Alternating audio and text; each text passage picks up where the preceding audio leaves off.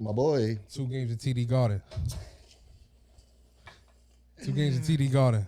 I know a lot of things have happened since we last recorded before the Pistons series. Like, Yes, sir. shit is like a whirlwind right now. Yes, sir. Yeah, we've recorded in Brooklyn, also in New York City, and right now the city has a lot of Knicks fever. Bro, last night was a movie. A TVMA. TVMA. A TVMA movie. Rated TVMA, man. Like, just good vibe. It's crazy to meet strangers to where you guys, like, get along on a specific topic. This topic being sports. Specifically, which sport? Basketball. Specifically, which league? NBA. Specifically, which team? The Knicks. Like, talking to complete strangers, high-fiving strangers, you know. Talking, niggas was hugging. Yeah, high-fiving. It don't matter if you white, black, Hispanic.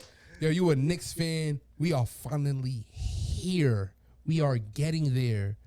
And I think if, depending on how long you've been a Knicks fan, like, if you started off with the struggle and to see what we've become, like myself, yo, you're ecstatic.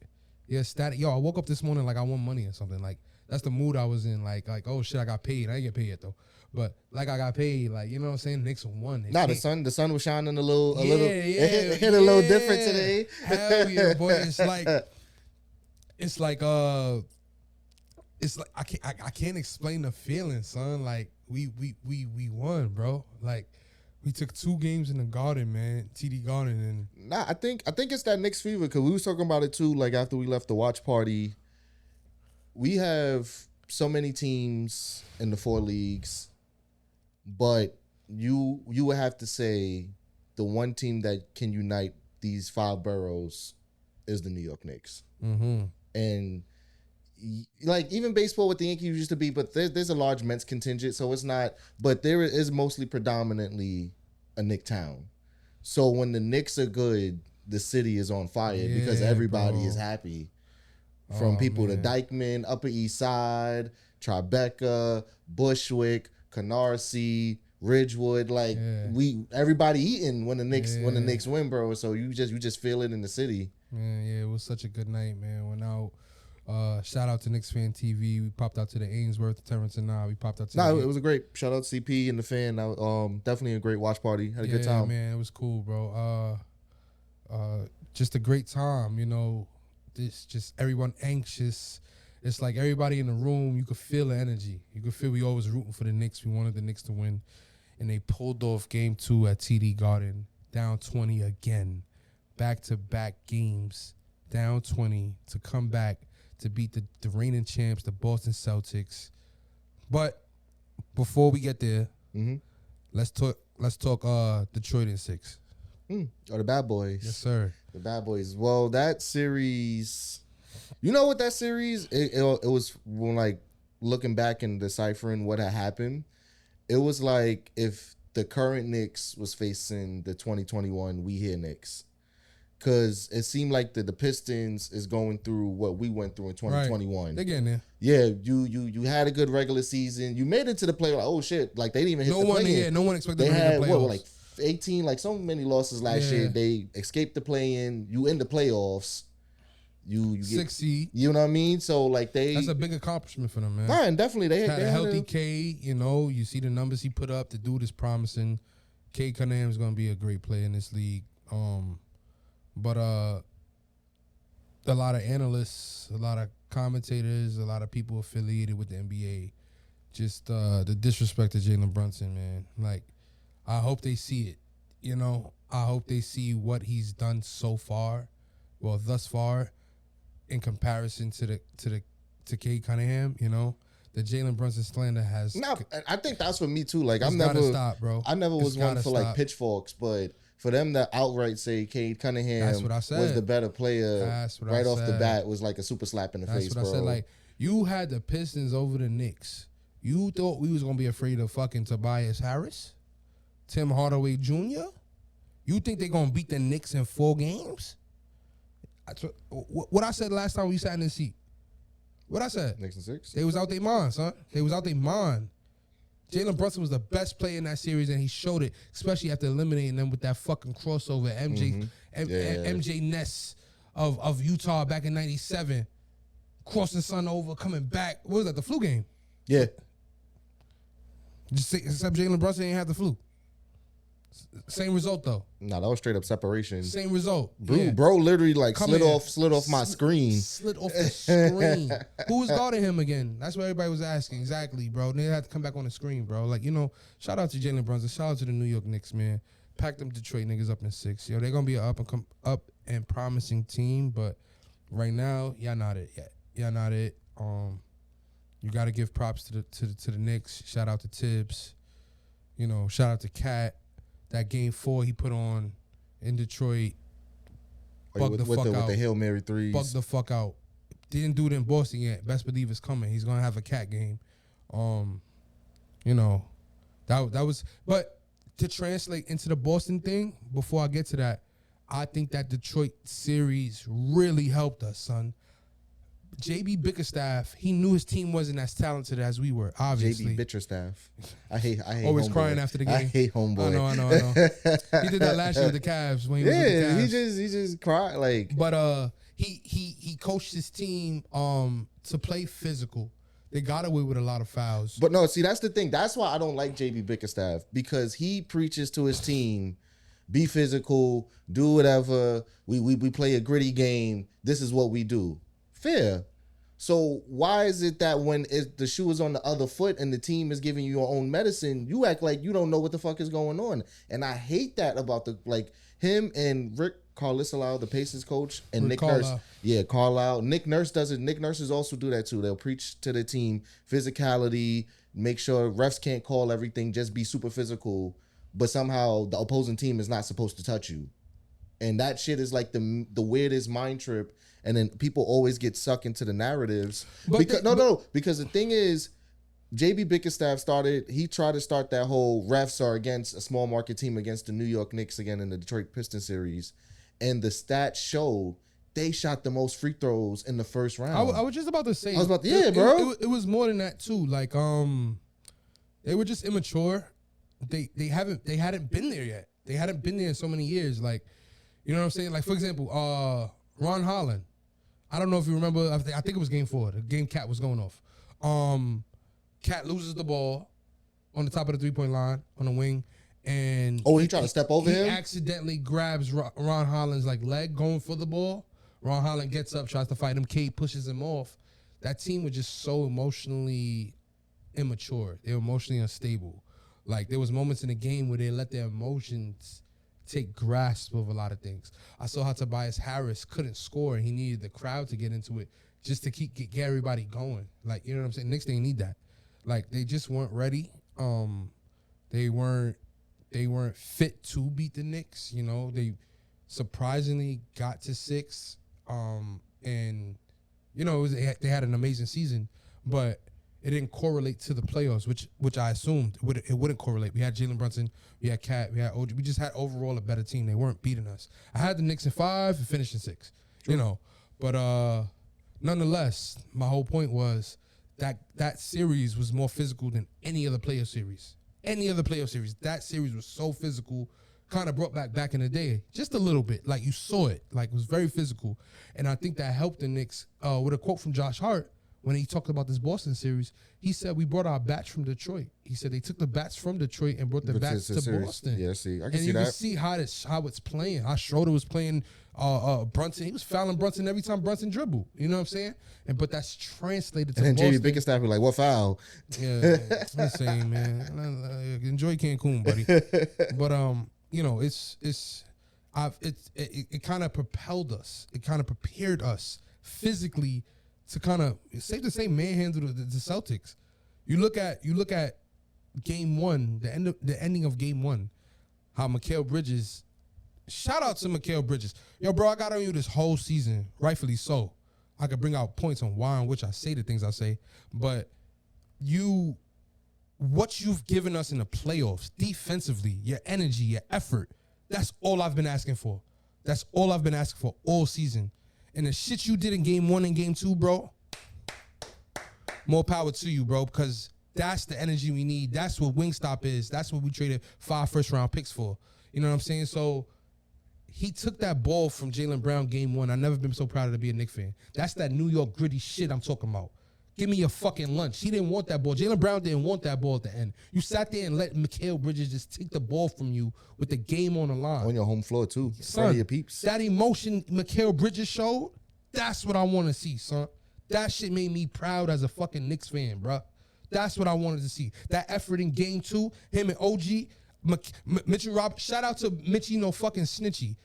Mitchell Robinson played Jason Tatum the best he could play them. Drew them. He took Jason Tatum from. Jason Tatum looked like he was trying to attack the basket, maybe draw a foul. I don't know. But he's so long and lengthy. Pause. Dude, reach. Yeah, the wingspan. Yeah, it forced Jason Tatum. I was about to say he funneled a different direction. He funneled him into the wingstop corner. To OG and Mikal, the torture chamber, son. Torture chamber. Wingstop, B. All flats. Like, just stop them at the end. That's what we fucking need. We need that gritty. We need that toughness. Mikal Bridges, you came up big. I'll give credit when credit's due. I don't even know where to start in this Boston series. Now, hold on. Let's go back to Detroit. Okay. I want to talk about the elimination game. Okay. Let's talk about game 6, and then we can go ahead into Detroit. So game 6, I was telling Steven, it was like so funny because he was at another Knicks fan TV watch party, having the time of his life, and I was having existential crisis at home watching game 6 because literally the fucking roller coaster of emotions. Like, I don't think I've ever had of like, if they would have lost that game, I don't think I could have watched game 7, bro. Because it was just the way they played the game, the way the refs were calling the game, and I hate that shit. Tom Thibodeau is absolutely correct. You have to be consistent with the calls, bro. I'm tired of the one side officiating for fucking teams when they play against the Knicks. It is fucking unfair and it's biased, and people don't say shit because it's against the Knicks and they don't give a fuck. Well, of course. But if it was on the other foot, people be crying bloody murder. I think of all plays on our roster, Karl Anthony Towns gets fucking whacked. Nah, he does. Jalen Brunson gets bumped. I don't know how many times. I don't see how that's not a foul. You know what I'm saying? But we're not going to cry about that, bro. No. But I was going to say, because it was bro. Like, with game 6, we was up, and then obviously the Pistons was coming back. And we'll be honest, no Knicks fan, especially since all the Eastern Conference teams took care of business, we did not want to play game 7. You don't want to leave it up to game 7 in a round, game 1, because anything could fucking happen. You know who else didn't want to play game 7? Who? The Beige Jesus.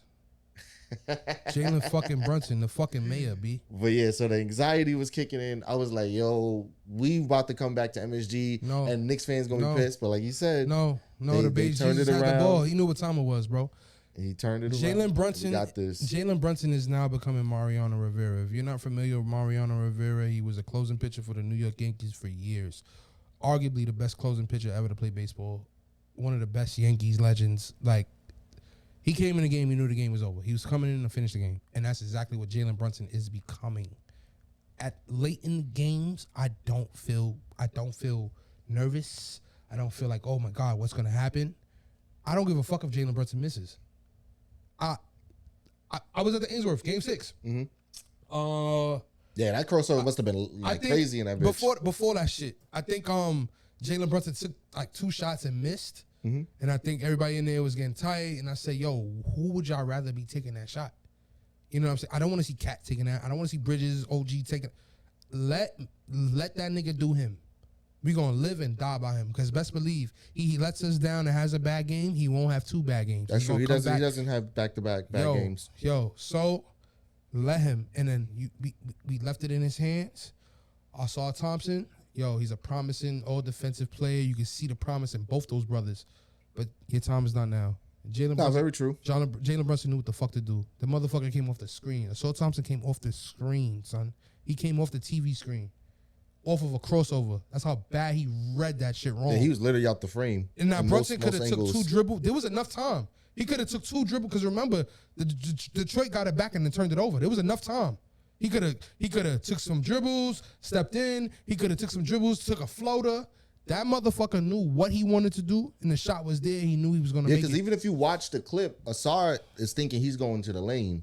Because once he got crossed, he's watching Brunson. He was going left. Yeah, he was going left. And he thought he was going to try to intercept him at the paint, And then once Brunson came back to the key, there was just too much space. But like, nah, that's real shit, bro. Yeah, man. He knew what he wanted to do. Yo, son, I've never been so comfortable with a play with the ball. The last time I watched a play like this, I'm telling you, was Tom Brady. I used to watch Tom Brady leave 2 minutes on the clock in a fucking NFL game. He's down a touchdown. Best believe Patriots are winning that game. Like, but you as much as you felt comfortable with that nigga with the ball. Like, you just felt comfortable. Like, Lakers early 2000s. Give that shit to Kobe. You know what I'm saying? Like, he's giving that vibe, bro. And I don't think we've had that. Carmelo was clutch, but this nigga not. Yo, and with all due respect to Melo, I love Melo. But Melo not even Jalen Brunson, bro. Jalen Brunson's a different breed. He's a different breed. For his stature to do what the fuck he's doing. How tall is Jalen Brunson? 6'3"? No, they got him like 5'11". Well, no, he's like not 5'11". No, I'm thinking of Nate Robinson. But yeah, I think he around that 6'6". He got to be 6 foot, 6'2", 6'3". He's not taller than that. He's 6 feet to 6'3". He's not incredibly fast. He's not super athletic, but he has impeccable footwork and he's fundamentally sound. And I think he gets discredited because of his physical stature and who he is. Like, I don't think he's also not cocky. I was gonna say, yeah, he doesn't get the. He's not Anthony Edwards, you know. Personally, he don't get the love from the NBA meme Twitter boys because he don't got aura. Yo, the dude is super even kill. He's laid back. He's chill. He says the right thing. He's a great teammate. He comes up in the clutch. This man should be. You talking about face of the NBA? They keep trying to find a face of the NBA. Why not Jalen Brunson, son? Because everybody hates the Knicks. Why not Jalen Brunson? Everybody hates the Knicks. 229 other fan bases will fucking riot if the Knicks end up with a fucking face of the franchise. The dude, he don't. What is he back? He's not the best defender, but he's a willing defender. Curry's not the best defender, but he's a willing defender. Curry gets a lot of praise, obviously because of the 3-point shot. I'll say the 3-point shot. No, but Brunson gets it done too. Mid-range, magician. Floater, magician. Knows when to pass the ball. Like, the dude just leads the team, man. I think we don't get out the fucking first round if it wasn't for Brunson. As good as Cat is, as good as OG is, as good as Mikhail is, you need a point guard. You need a leader. And he steps up at the right time. Every time, son. If he tweaks his ankle, the motherfucker goes to the back. They ask him which ankle he wants. He replaces his ankle. He throws on that's his true, tape. bro. Yo, we be thinking JB done once he go to the locker room and he come back with the cape, Batman style, bro, and be hooping, throwing that bitch in a bucket. Come to save the day, bro. You gotta give credit when credit's due. So yeah, I'm not gonna stand. Yo, Candace Parker, Michael Wilbon, Udonis Haslam, whoever else doubted Jalen Brunson, y'all could beat it, man. Y'all could beat it, Chris man. Broussard, Nick Like, Wright. I understand y'all played the game at a high level. Y'all was pros, but y'all be talking some horse shit. For y'all to say Cade Cunningham was the best player in that series without a resume versus Brunson, it's horse shit. No, yeah, because if it was the opposite end, it's horse shit. If Cade Cunningham had the playoff resume and we was facing the Pistons and Brunson had 0, they would be saying, "Oh, Cade Cunningham." Obviously, because he's won in the playoffs, but somehow with Brunson, it doesn't get accounted for. It's because of his physical stature. It's because and also, it's not even from the East. Play style. He took the Mavericks to the Western Conference Finals too, bro. Like, that's another like playoff thing on his feather cap. That if Jalen Brunson was De'Aaron Fox, John Wall, that speedy, athletic guard, he would have been getting more praise and more attention. A content facilitator. Yeah, but because of his stature and play style, they don't give him the credit in his whole shit. And his team, and his jersey. That's what basketball is. That's what a point guard is. That's what a leader is. And a lot of teams are looking for Jalen Brunsons. A lot of teams would go crazy and sign for Jalen Brunson if they had the opportunity to do it again. You know what I'm saying? So save all that shit. But off to the Boston series, man. Yeah, what a series so far. What a series. Woo, in Beantown. Yeah. Knicks came in as the underdogs against the arrested Celtics. A defending champion Celtics. And us Knicks fans, we know, like, and I think that's another reason why Winning Time, the show, will, I think, really hit the mark, because the episode of Boston was so true, bro. It's a different game when you play in Boston. Like, when you play in Boston, there's a lot of characteristics and effects that not seen to the eye, but like it portrays in the game. So the city of Boston it's a sports town, bro. They have a very rich history. You go back to even baseball, Babe Ruth, bro. The great Bambino. Right, but they sold him. Yeah, and the curse of the great Bambino. You know what I'm saying? Remember, the Red Sox didn't win a championship till 2004. Johnny Damon, David Ortiz, Manny, remember all them dudes. Like, they didn't. Like, Boston's a rich town. You got the. I don't watch hockey, but I know about the Bruins. Like, you know, what I'm saying? Original six. Yeah, you got one of the first six. The Celtics. They have a rich the Patriots. There's a rich history. There's a criteria. They're one of those gritty sports towns, and Boston has a persona about them. They're the reigning champs are playing now. Everybody counting out the Knicks. I didn't count them out because I gambled on them. And I had the Knicks winning You had to ride on that bitch. That's right. That's right. I put my money. May 4th, I put my bet in way before the series. So, you know, it's not even like I put in a bet after the Knicks is up 2. No.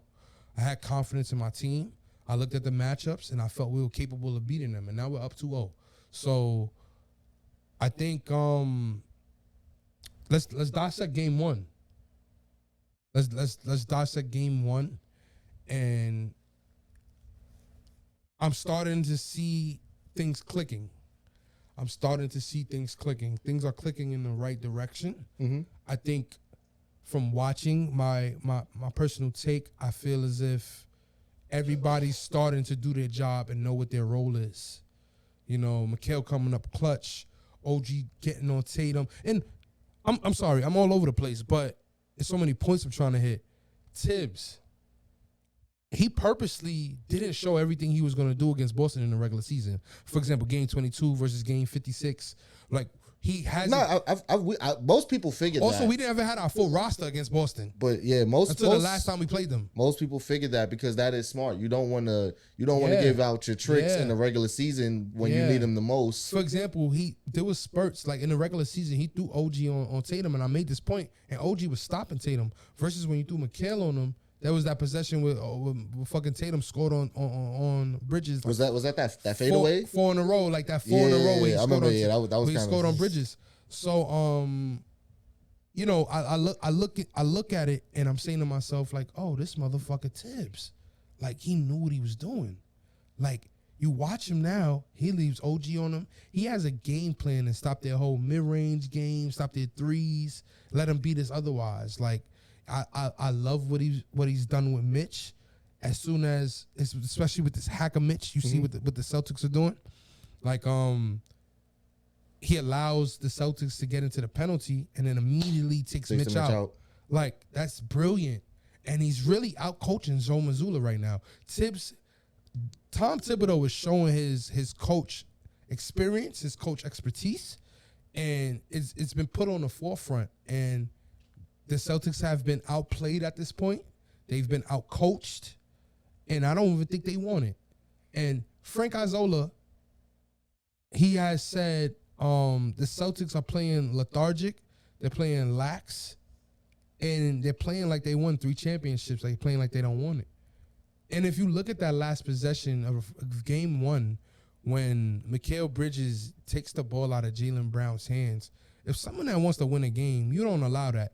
Even if you tie the ball up and y'all jump it up. Yeah, if that was against Russell Westbrook, that would be a jump ball because Russell ain't letting that go. He got fight. He got dog in him.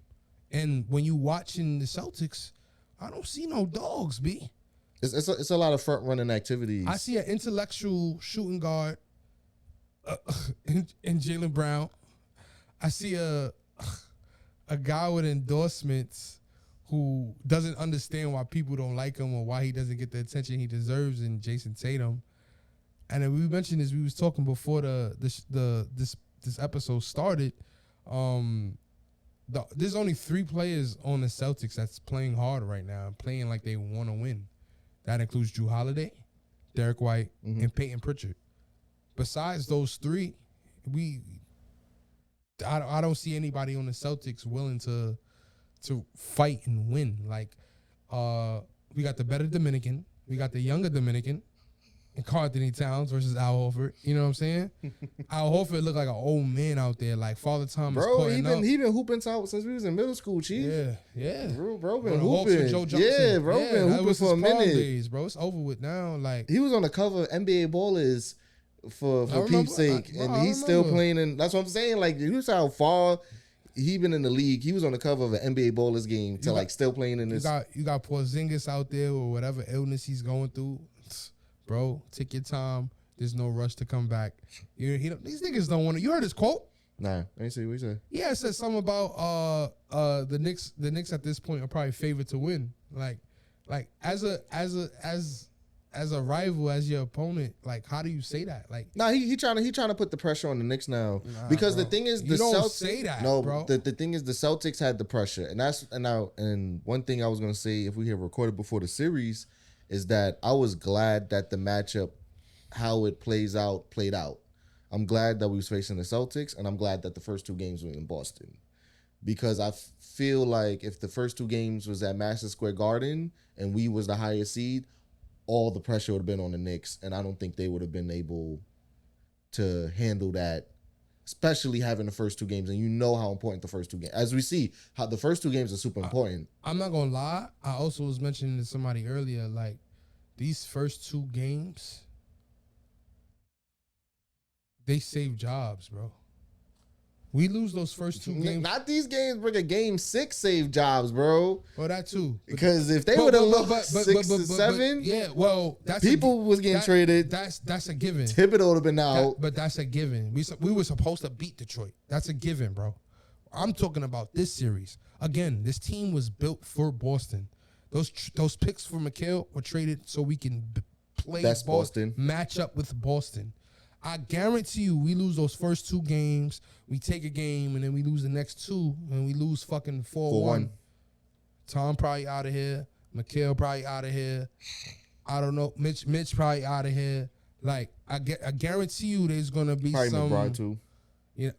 Because of that contract. That's my whole point. It's the last year of that cheap deal. My whole point is, if we didn't take these two games, there would have been a lot of changes, bro. And that's a fact. I'm glad that we've won those two games. New York has showed grit. They show fight. I feel as if no one on that Boston team could guard Karl Anthony Towns. If Mitch gets hacked and they send him to the line, I need Mitch. Mitch, you've been with the Knicks since 2018, my boy. I understand in your defense, the offense don't run through you. Tibbs don't run the offense like that for you. But I'm going to need you to at least make half these free throws. If they hack you, if you miss one, make one. But we need one, bro. That air ball in game 2 was, I ain't gonna hold you, bro. You wasn't even in the game to be tired to air ball. Like, you know what I'm saying? So I need Mitch. I need him to offensive rebound, defend, and make, I ain't saying both, but half. At least go one and one. Yeah, go that's fair. Like something, son. Like, so that's all I asked for from Mitch. I think OG's been phenomenal. I think he's worth every penny of that contract he's been offered and has right now. They're the richest contract in Knicks history. Knicks history. Like, but you see why.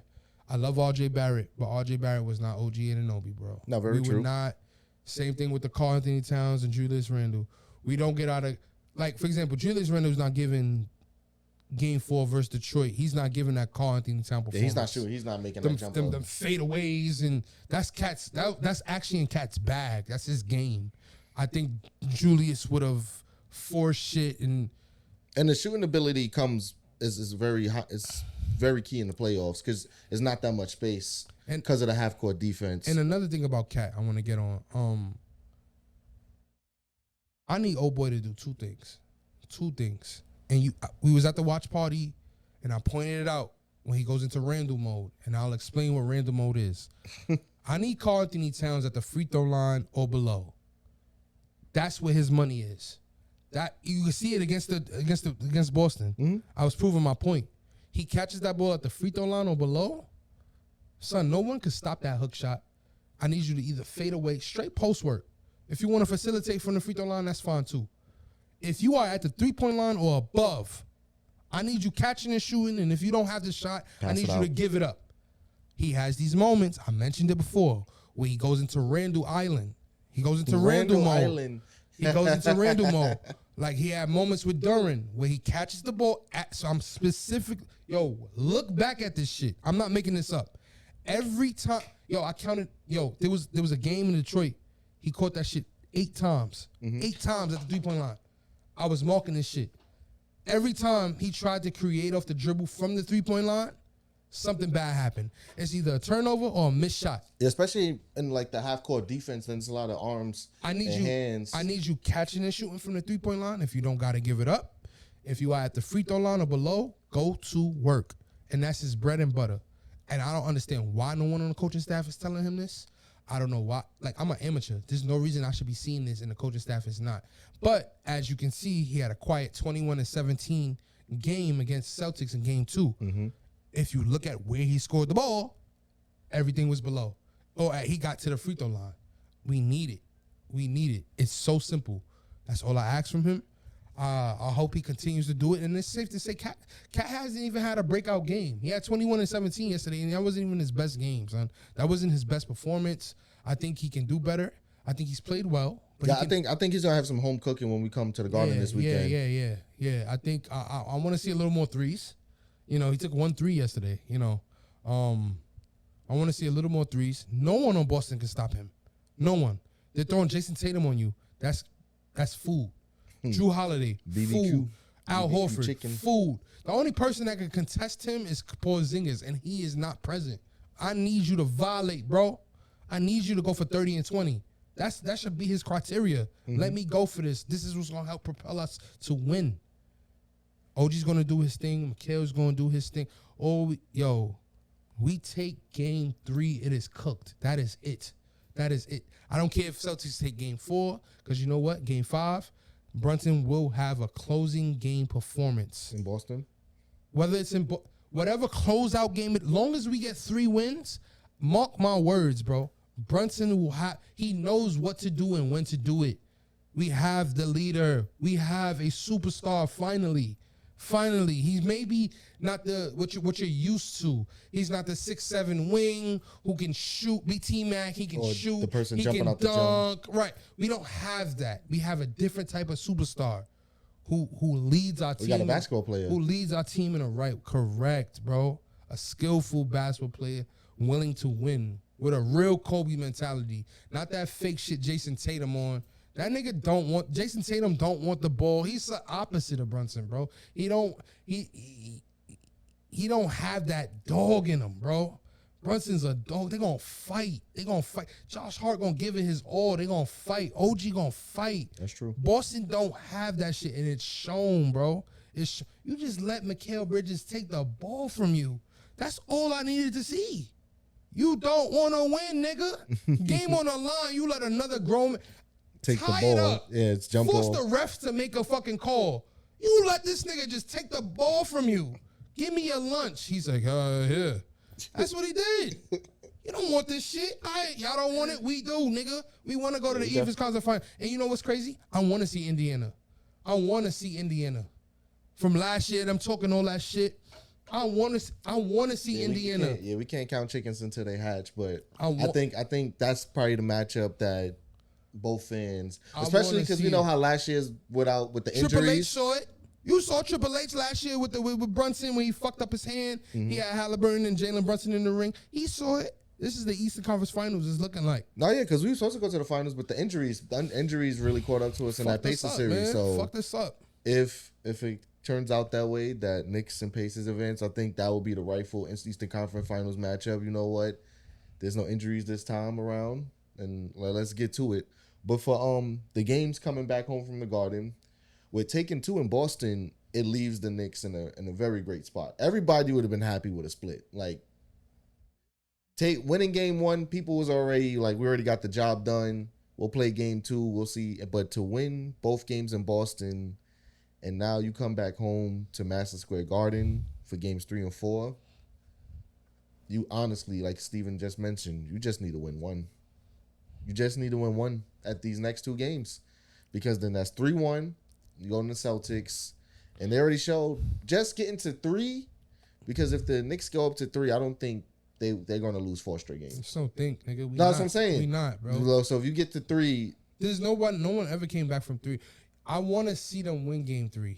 I want one more time. And I say one more time because, again, that closing game, Brunson going to bring it home.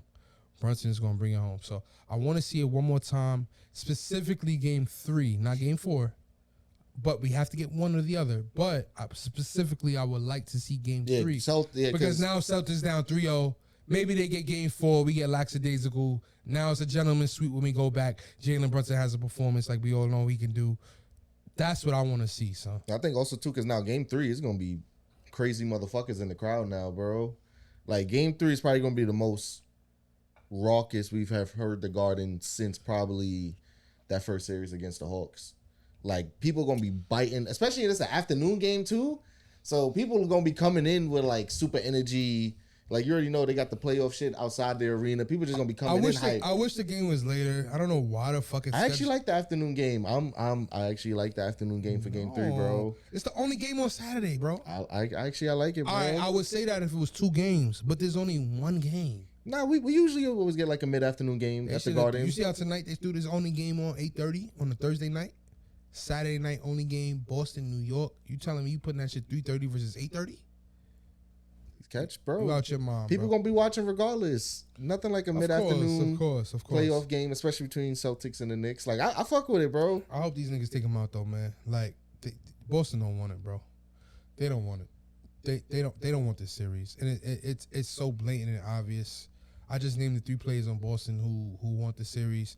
Rest of them niggas don't want that shit. They complacent with their champs. You can see it shows in their body language, man. Like these dudes don't. Yeah, they think shows in their responses. They expect to shoot people out the gym. You saw that Tatum Superman commercial? Nah.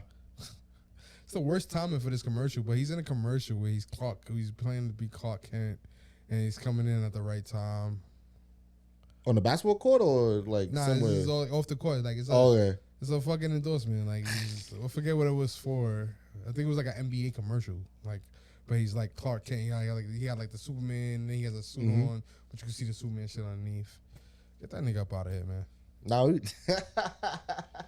we need to get Tatum out of here because fucking Boston Celtics fans were trying to commit treason over the summer once he was when Steve Kerr had his ass on the bench in the Olympics. Now Steve Kerr looking like a fucking genius. Yo, the Celtics. Now he's looking like a genius. Nah, no wonder he wasn't playing. Nah, y'all was committing treason for that shit. I remember, bro. They was like, how can he like fucking? We about to root for Russia now. Like, sit your ass down, nigga, and get this gold medal. They saying he don't got that fight in him. Like, honestly, you look at how the Olympics went down. Actually. And hold up, and that's the reason why I don't like, because y'all had 3 people on the Olympic team, bro. Just because one of y'all not playing, now you and the tizzy, you still had fucking White and Holiday on but since Tatum ain't playing, everybody clutching pearls. But like I was saying, bro, like you look at that performance Steph Curry put on, what LeBron did in those crucial minutes. What did he play? Serbia? For that. I know which one where Curry went crazy. Yeah. It was Serbia. It might have been Serbia. Yeah. Jokic and them. Because the finals was France. Bogdanovich, all of them. Yeah, because he did the mellow shit, and I think that sparked everybody up. Bogdanovich, right. Right. So he on the Clippers. Well, he's in Cancun, actually. You look at that performance and what Curry did in the shots he made, son, like big dogs come out during those moments, bro. Big dogs that know the moment, they know what they got to do, and they take their team home. Is Curry looking crazy now? Like, what was Tatum going to do in that moment? You know? Like, you know, hey, bro, it's looking like Curry knew what he was doing. He knew what he was doing. I don't know, man. Nah, that's the thing, but that's goes to the whole standing coaching in NBA now. Like we don't get into it. We talk basketball, but majority of these people they root for their favorite players by if they think, like I said, aura and like other bullshit gets them. So that's on Twitter and other sites. We keep this now, basketball talk. Jason Tatum is he leads his team in like I think points, assists, and rebounds. In the series or the playoffs? I think just in general, he leads the Celtics. Like he leads the Celtics in those categories. And if you would have asked me, he is the engine, so I can see that because that was like Randall when he was the engine. Cool. He was leading all those categories. But you got other pieces to where you don't need to be leading that shit. But anyway, my whole point is like, if you would have asked me, Jason Tatum, Jaylen Brown, or Jalen Brunson, who am I taking? Give me Brunson every day of the week, nigga. Every day of the week, bro. I understand Jason Tatum's stature. He's a wing. I get all that. Brunson's a fucking pit bull. He's gonna fight till he can't breathe no more. Like That's what I'll take any day wearing the orange and blue over that soft shit over in Boston, bro. It's that soft shit. You lose a game. Again, I can't emphasize this enough.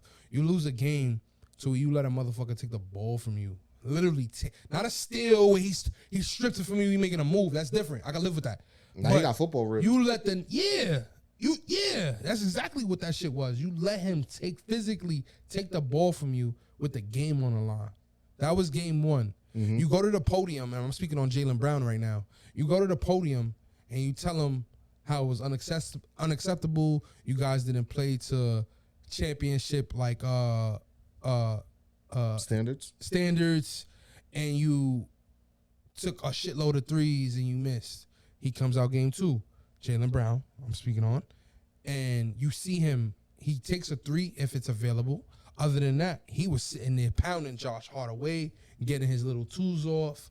But when it came down to who wants to win the game, the Knicks again showed who the fuck is boss, who the real dogs are, son. OG, you can't spell dog without O and G. That true. Nigga is a dog. In defense. That nigga's a dog. Mikal Bridges, I've been shitting on you all year, but you ain't do what you've been doing in the playoffs, rightfully so. But my nigga, Mikal Bridges is a dog. He like a fucking greyhound. Like I can see that. He's a fucking dog, nigga. Mikal the greyhound. Josh Hart, dog, sitting there grabbing offensive rebounds, giving us second chance opportunities. And they've been turning it around since he suggested that layup line shit, which was I think they said like because when they sit in halftime, all the adrenaline goes down, and when they come back, they gotta ramp it back up. But that's already crucial minutes. I peep coming that. I know off exactly out of yeah. I peep when he said so that. If you getting active before the quarter start, you already got your legs under you. Peep that. Because I've noticed when the Knicks have come out in the third quarter, they do look slow and they do look sluggish for like those first 3 or 4, and those 3 or 4 minutes can turn into an 8-0 run, 11-0 run. So it's good that we cut that. Now we seem like they're cutting that out. So yeah, man. Like I like the direction we're going in. I love the coaching by Thibs. Yo, I give credit when credit's due. If you coaching like shit, I'm gonna call you out for it. But if you coaching to like you have experience, like you know what you're doing, you can pivot. Like I mentioned before, like you weren't doing before. You never pivot. Yo, he's making real in-game adjustments, son. I don't know if you peep either.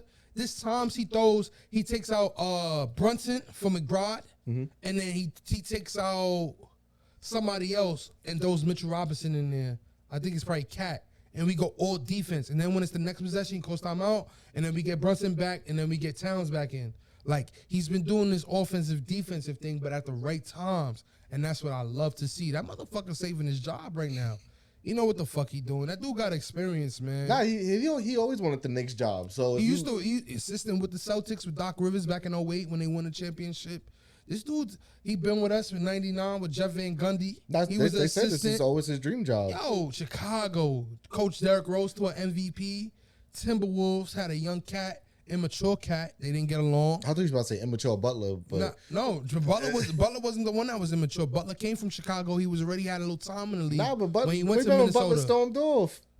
That's how he got sent to Philly. Right? Why do you think he did that? Wow. He got the fuck up out of there like he did Miami. You don't remember the story about how he played Jeff Teague and them? He played the starters with Cardi Towns, Jeff Teague. I remember it was like whoever else Yanimi. was a starter at that time. And then he beat them with the bench. And then he ran out. Jeff Teague told the story. Then he ran out and everybody said, yo, let's run it back. Let's run it back. Because he beat them with he was like they was soft. He was calling his own teammates soft. And then he ran out. And then everybody was looking for him. That nigga ran home and did an interview with Rachel Nichols. You're talking about he was out, yeah. They turned the TV on. They just saw him Rachel Nichols the next second. So yeah, it's a reason he did that. Just like he got the fuck out of Miami. What the fuck was he supposed to do against Miami? With Miami, I should say. Like he knows what to do when to do it. I got nothing but respect for Jimmy Butler. You have to look at the performances he's put on prior. That shit gets tiring, bro. He has to maintain himself in this league. And if he keeps doing that by putting Miami on his back, nigga won't last. I'll leave too. Fuck you, Pat Riley. Like, it only makes sense, bro. Now I get you. Yeah. Nah, I just was loving the Miami Heat Jimmy Butler divorce because it was the true trolley nations going after each other because the playoff Jimmy and the fucking Heat culture meme was just begin. That team not it. Either they make a trade for Zion or Giannis, or they blow the shit up. Like get treat Bam right, get Bam to a nice team. Like you gotta I think they try one more year. You gotta look at their roster. There's nothing really there. They don't have a point guard. You extended Duncan Robinson and gave him that contract extension. That was a big no. Yeah, he can't even play. Yeah, he's not playing up to his contract. You got Jaime Jaquez, yeah, fucking Eric Spoelstra's wife. There's a whole bunch of bullshit going on with that organization right now. You know, the only good things they have right now is Tyler Hero, Bam Adebayo, and Spoelstra. No, Kevon Ware. Oh yeah, he's nice too. I like him. He's promising. So like you. Davion Mitchell, you know, they got some pieces, but y'all not competing. Who the fuck they lost to? First round. Cavs, man. Yeah, they swept the hell out of them, bro. Yeah, Cavs was gonna beat them on the Bulls. It didn't matter. It was between them and the Bulls. You know, the Heat won. I had them on it. But yeah, I didn't see them passing the Cavs, man. They didn't have enough, bro. You could tell, like, it's Tyler Hero did what he could, Bam did what he could. They didn't have enough, man. But you know, that's not my job to figure that out. But it's hard when you trade a superstar or a star player in the middle of the season. Yeah, that shit gets saved. It's either you bite the bullet and say, hey, we're gonna rebuild. You get what you can for Bam, you get what you can for Tyler, and you keep one of them around to your choice, and you keep Davion Mitchell, a few pieces like that. They got Andrew Wiggins, but you know. Yeah, I think they should have flipped Tyler. I think they held on too long for him. Held on. But that's the thing. Nobody wants to give up their prospects nowadays. Yeah, of course, man. Everybody's tighty-whitey. I'll tell you one prospect that's moving, Jalen Green. Oh, you think he's down in Houston? Yo, they never they extended him, right? But they didn't give him the length of a normal contract extension. What is it? They gave him like a 2-year deal, bro. They wanted to see what he could do, and obviously he didn't perform to their liking in the playoffs. I won't be surprised if he's a young prospect moved. Like, Houston is very promising, but I don't see how a team like Phoenix will ask for Jalen Green when you have Devin Booker there, but I'm not sure what they're doing. Yeah, they got a match salary. But yeah, man. If we bring this back to the Knicks, and I think our playoff window, our championship window, I don't see some of these teams fucking with us, man. I'm not gonna lie to you. Once we get a bench, improve our bench, hopefully bring Dante back, God willing, and get some continuity, some chemistry, I think Knicks are fine. I think Knicks are in the running for the next 3 to 4 years. Bro. I believe the same way too. Knicks are in the running for 3 to 4 years. If we have an opportunity to get Giannis, I've been hearing that. Yeah, they'll poke around. I'm not gonna hold you. Don't blow up the team. I think it would have to be up to Giannis to say the only way the team don't get blowed up and we can still get Giannis and the numbers work and shit. Like, I did a mock trade too. Like, I had looked up some shit. We traded Mitchell Robinson, we traded Miles Bride, we traded Mikal Bridges.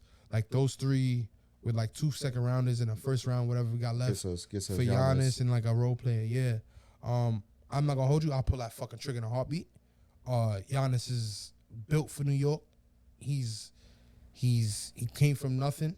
You saw what he did in Milwaukee. You saw what he did in his playoffs. Motherfucker was averaging like 35-point double-double. Like, you know, I'll take Giannis in a heart. And I love this team, but I'll take Giannis in a heartbeat, bro. You know, we throw him at the 5, Cat at the 4. Now we talking. You know what I'm saying? That's true. That's a nice little wrinkle. Go. Bunson at that PG, Mikal, and then hopefully we get Dante back. I don't know the numbers, though. I'm speaking hypothetically. But,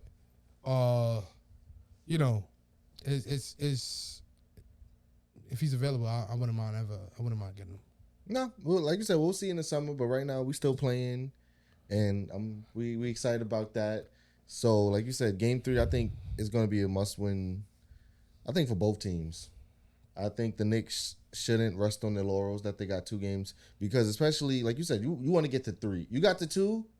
Let's get to 3, and then we'll figure everything out because fans are going to be excited. The Celtics don't want to be in, like, you're going to have to really show up on Saturday.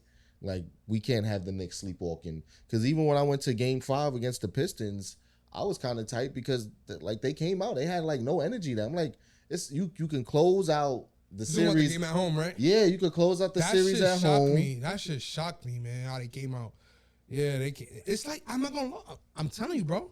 It's like this team has a switch. They like playing with adversity. It's like they play better down. I don't like it, but I'm talking about factual evidence from Detroit to Boston now. Yeah, that's five straight. We just won back-to-back games against Boston in the second round, down 20. We came back down 20, son. The same shit happened last night. And I remember last night I kept saying, are we going to do it again? Are we going to do it again?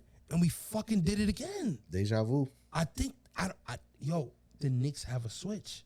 I never thought I would say this, but they have a switch. When they need Bunson comes clutch. Those shots he made last night, getting to the line, knocking down those 2 shots. Because also he sometimes he's a spotty free throw shooter. He's dialed in and they were focused, bro. They have it's something about them when they're making a run, son. Mikal Bridges, quick moves, dribbling. Go around the basket, turn around, midi. Like everybody. Towns, right spot, right time. Tip off the Bunson miss. Like there was off the Hart miss. Hart went for a layup. Towns came, tipped the ball. The tip. And that was the N1, right? Yeah, exactly. So it's like, and then he made the free throw. Like we continuously, like every time we face adversity, we come back. And I love to see it. I think we beat the Boston Celtics. I would say if we win game 3, I think there's a 90% chance we might sweep. If we win game 3, the Heart is gonna be out of the game. If we win game 3, game 4 is gonna be a fucking madhouse. That's why game 3 is so important, bro. Game 3 is so important. Yo, if we sweep the Boston Celtics, bro. Oh my lord. I'm so ready for. I want Indiana. I want Indiana for what they did to us last year and the shit. Nah, nigga, you want Indiana so you can send Toppin home, bro. Nah. You not low. Fuck that nigga too. Yo, I can't stand Obi, bro. I want Indiana. Yo, that nigga Halliburton wore that little bum ass hoodie with the whole Reggie Miller. I remember that shit, game 7. Shit. I want Indiana. That's good for ratings. That's good for views. That's Knicks and Pacers have a historic rivalry. That is. It happened last year too. That's what I'm saying. It's a continuation of, like, but they said we got to get the job done against the Celtics first. Can't look too far ahead. Need 2 more victories, but they definitely have a good chance of pulling this through. Are there any improvements that you think the Knicks can show, in the series? Oh yeah, let's get on Mitchell Robinson. Okay, let's get on Mitchell Robinson, my boy. I need you to watch 2018 Clint Capella. I need you to go back and look at Clint Capella on the Houston Rockets with James Harden. And I need you to do exactly what he does. I need you to run the floor. I need you to grab offensive rebounds. I need you to rebound in general. And I need you to catch some lobs. You have no hands. Around the basket, you should always expect the ball or expect to grab the ball. Like, there's also no reason you should go to the free throw line and airball.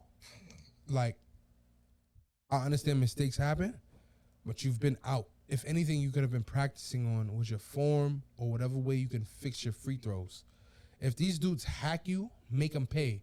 I see how frustrated he gets when he gets hacked and he comes out the game, but make them not want to foul you, bro. Like, yeah, because he wants to play, and like if you're getting hacked, that means you're going to the bench. Make 50% of those free throws. You don't gotta make both. I would love if you made both, but make 50%. If you make one, they might be hesitant to keep fouling you because you're gonna at least make one, bro. Make one, help the team out. You have 4 jobs. Your job is to rebound. Your job is to help defend, protect the basket, and make fucking free throws, bro. Like, he has 4 jobs, bro. He should be able to do that. He's been back from injury for 3 months now. Mm-hmm. It's weird because he affects the game with the limited amount of stuff he does.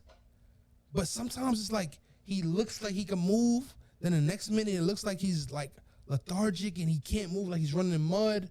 It's like I can't read the dude, but he's so like substantial for our team. He makes such an impact on a defensive end. Yeah, he is. I.e. the fucking game 2 ending, bro. He made Tatum work and forced him into a double team contested shot to where he couldn't even pass the ball off. Like, it's kind of weird how Yeah, OG too. OG stunted at the. I watched it this morning. OG stunted at the ball when, like you said, Mitch. That was like literally perfect defense. Mitch, shadowed, and he funneled, like you said, Tatum into that corner, and you saw once Tatum got into the paint, he was trying to like either look at the hoop, and like OG stunted at the ball, and that brought him closer to Bridges. And once he realized he had. And the thing is, he didn't even see Bridges. If you look at the replay, he even know Bridges was right. He didn't know Bridges. He was like forcing him left. He was forcing him left to where he went down. Like I can't explain it, but like he didn't reach, but he funnel. Tatum dribble low. That nigga went low, but he had the wingspan to do so to where he's still not gambling. And it forced Tatum into a direction he didn't want to go, to where Tatum tried to get a shot off, then eventually realized he couldn't shoot, then tried to pass out the shot and couldn't pass out the shot because before you knew it, you had OG on the right hand and you had Mikhail on the left hand. He was in Wingstop Avenue, and he couldn't do nothing. One nigga was on the end of the block, the other nigga was on the end of the block. And Mitchell Robinson is across the street type shit. Like, yeah, he was just there's nowhere to run. And Josh Hart was in the dunker spot waiting for the pass for Horford Josh too. Hart played good. Yo, that down the stretch was amazing, son. That was an amazing stop. I think we're witnessing Knicks history. I don't think people even. Nah, we not witnessing. We witnessed, bro. The Knicks are the first ever team to win 2 playoff games back to back. Down 20. Down 20. Son, like we're witnessing history, bro, and it's insane. We're gonna be looking back at this team, back at a lot of these highlights. Like, you don't just find Jalen Brunson's, bro. Like, I forget the stat of how much point guards we went through before Jalen Brunson arrived, bro. A lot. My boy Alexi Shred, that was one of my favorites. My boy Brandon Shred. Jennings, Udrick, Jared Jack. Oh God. Tony Douglas. Chauncey Billups. Frank Ntilikina. Homeboy Shane Larkin. What's what else we? Kemba Walker. What's old boy? I got a picture with him on my gram. Galloway? Nah. He didn't pan out. He was on the Nuggets. He got traded in because Melo came with some forwards. I'll show you right now. Oh, Moutier. Manuel Moutier. You know what's crazy? I feel like I just saw Homeboy like a week ago too, like in Harlem. Like somebody looked dead like him. Yeah. That was Fizdale. We gonna get you right. Yeah, we gonna get you right. We went through so many points. We're leaving a lot of point guards out. Pablo Prigioni. Like, he actually panned out, but the only thing with Pablo, he came over too late. Jason Kidd, yeah, he was an old vet. Jason Kidd, like, you name it, bro. Like, we haven't had a guard, a superstar foundational guard to lead our team, son. Like, we're not talking Ross Strickland, Charlie Ward, Chris Childs. We're not talking none of them dudes like Derek Harper. You know, it's not none of them dudes. Like, we didn't have even Raymond Felton did his thing when he was with us with Amari, but like he didn't have this. Even Melo wasn't Brunson. Yeah, I'm still kind of tight. They gave him away from Melo in that first trade.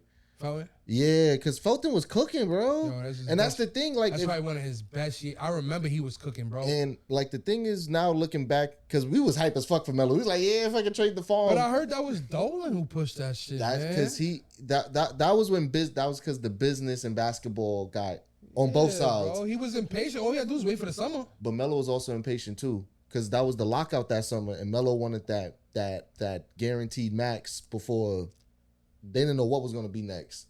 So Melo wanted his max, Dolan wanted his star, and they decided to trade the farm. But looking back, Raymond Felton should have stayed. Wilson Chandler, Mozgov. Who else we got rid of? Gallinari. Like, that's the pieces Melo needed. That's the pieces we needed. That was the pieces. That was the piece. Yeah. With a coach, Mike Woodson at the coach. Come on, bro. We would have. At that time, Indiana was on the up and up. Paul George, David West, Roy Hibbert, George Hill, Grant Stevenson. Like, that was we beat that five with Gallinari, Moskov. Like, we beat that five. Fuck, man. Yo, Leon Rose, thank you, bro. Now, you know, the funny thing about that Melo trade, I think Leon Rose being a part of that Melo trade, and he's so, because the thing is, he was an agent back then. Right. He's doing what's best for his client. He was doing his best. Right. But he noticed once Melo got here, there was no help, there was no cap, and there was really no chance of winning. So I think Leon Rose, once he took the presidency of New York Knicks, he was like, we cannot be in that position again of, if we trade for somebody, we have to have something also to build with. And I think that's also what happened with the Donovan Mitchell trade. They wanted the farm, and Leon was like, you know what, I really like Mitchell. I'm not going to hold you, bro. Mm-hmm. So if we had Mitchell during this series right now,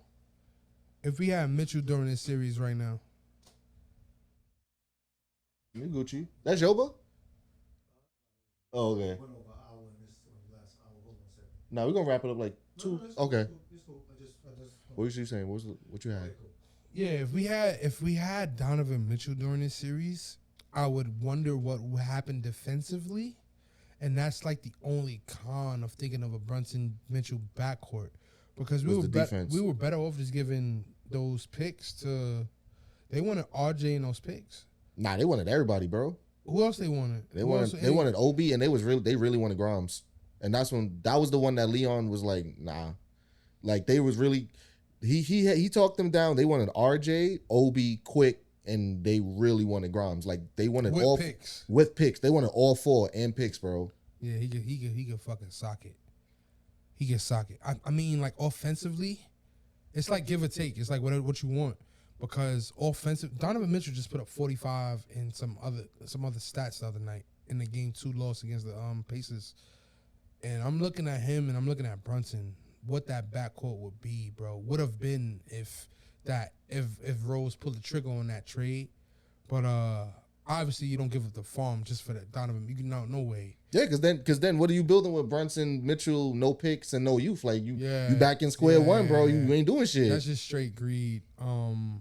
But I'm happy with what Mikal Bridges has given us this playoffs.